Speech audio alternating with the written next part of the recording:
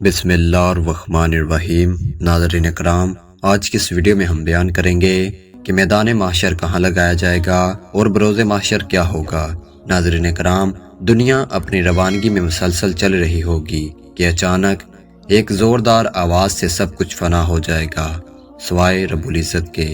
پھر دوسری بار آواز آئے گی اور ساری کائنات اپنی اپنی قبروں سے اٹھ کر ننگے بدن ننگے پاؤں میدان محشر کی طرف دوڑیں گے، جو شام کے علاقے کی طرف سجایا جائے گا۔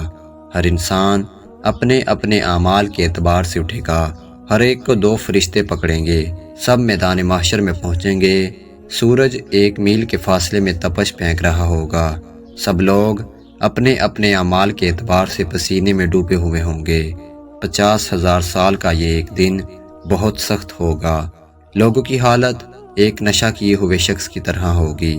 ہر نبی اپنا حوض لگا کر اپنی اپنی امت کو پانی پلائے گا۔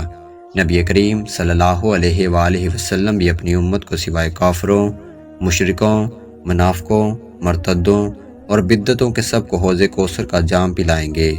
دودھ سے زیادہ سفید، شہد سے زیادہ میٹھا پانی جو ایک بار پی لے گا، پھر اس لمبے ترین دن میں اسے دوبارہ پیاس نہیں لگے گی۔ پھر لوگ پریشان ہوں گے کہ اگلی کارروائی شروع ہو۔ سب لوگ مل کر جناب آدم علیہ السلام کے پاس جائیں گے کہ اللہ تعالیٰ سے التجا کیجئے کہ حساب و کتاب شروع ہو اور اس دن کی سختی دور ہو، مگر وہ معذرت کر لیں گے۔ اسی طرح لوگ نوح، ابراہیم، موسیٰ، عیسیٰ علیہ السلام کے پاس جائیں گے، وہ سب معذرت کر لیں گے۔ پھر آخر میں لوگ جناب محمد مصطفیٰ صلی اللہ علیہ وآلہ وسلم کے پاس آئیں گے، تو آپ صلی اللہ علیہ وآلہ وسلم اللہ سے دعا فرمائیں گے کہ اللہ تعالیٰ کے فرشتے آپ کو مقام محمود پر لے جائیں گے جو اللہ کے عرش کے پاس ہے۔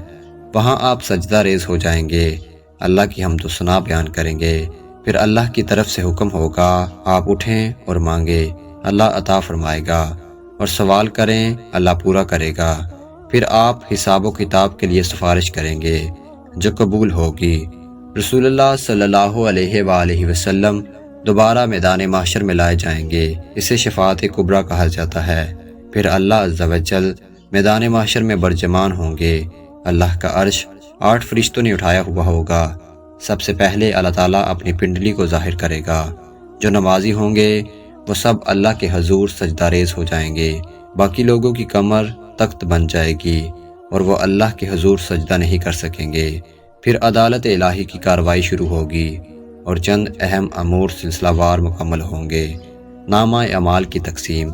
سب کے ہاتھوں میں نامہ اعمال دیے جائیں گے، اہل ایمان کے دائیں ہاتھ میں اور کفار و مشرکین کے بائیں ہاتھ میں۔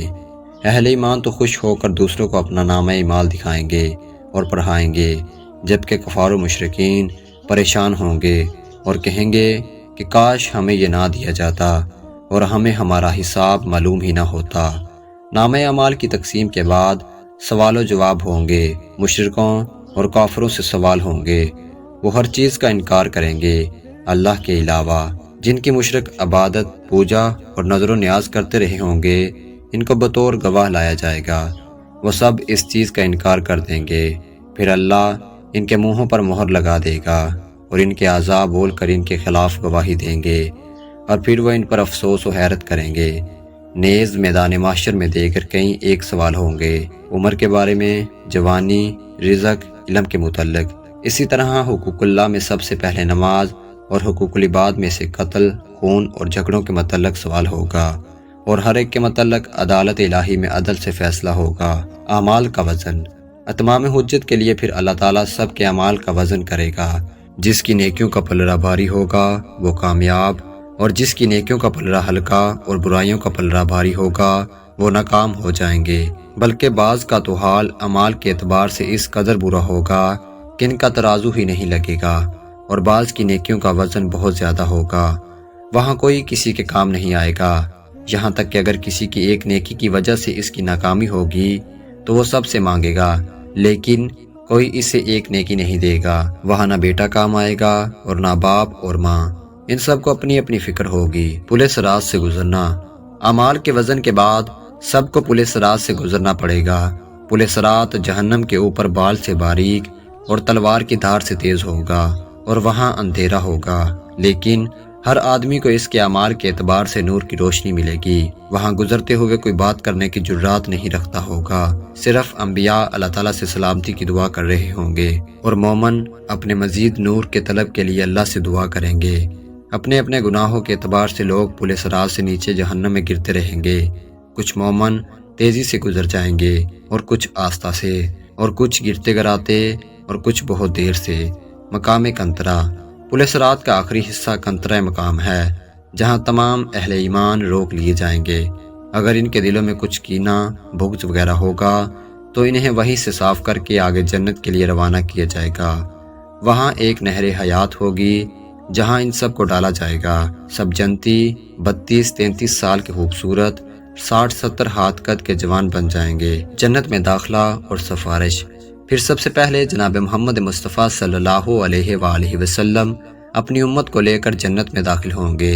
جنت میں کچھ لوگوں کو بغیر حساب کے داخل بھی کیا جائے گا، جن کی تعداد کم از کم امت محمدیہ سے 49 لاکھ ہوگی۔ پھر نبی کریم صلی اللہ علیہ وآلہ وسلم کو خیال آئے گا کہ شاید میری امت کے کچھ لوگ جنت میں نہیں آئے۔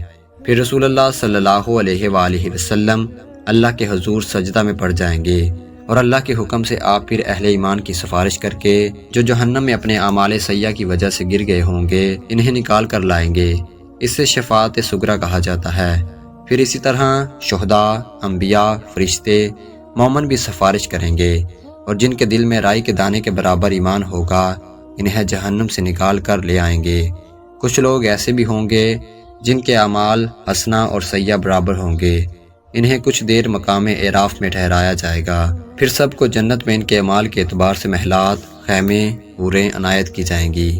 آخر میں اللہ تعالیٰ جنتیوں اور جہنمیوں کو بلا کر سب کے سامنے موت کو ذبح کر دیں گے، اور اعلان ہوگا کہ آج کے بعد کسی کو موت نہیں آئے گی۔ اس وقت سب اہل ایمان جنت میں پہنچ چکے ہوں گے۔ جہنم میں صرف کافر، مشرک اور منافق ہی رہ چکے ہوں گے، کیونکہ وہ ابدی جہنمی ہوں گے۔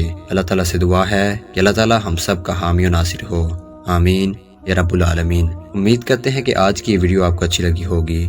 اگر آپ ہمارے چینل پر پہلی بار آئے ہیں تو سچی اور دلچسپ کہانیوں کے لیے ہمارے چینل کو سبسکرائب کریں۔ آپ کے پیار اور محبت کا بہت بہت شکریہ۔